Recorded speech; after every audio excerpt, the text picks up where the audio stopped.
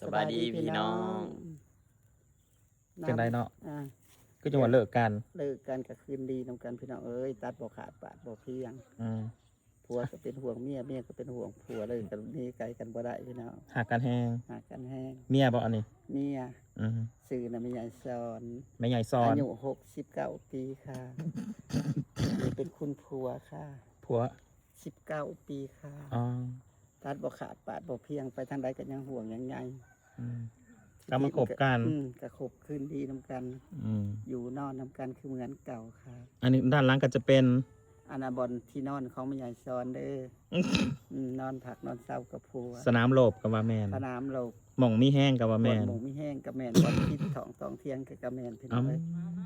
อัน สรุปแล้วคืนดีกัน คืนดีค่ะ อืมขอให้มีแห้งได้ไหมเด้อ โดยค่ะ สำนี้ อีซีทุกคน ฝากเพิ่นติดตามนะแม่ ติดตามเด้อ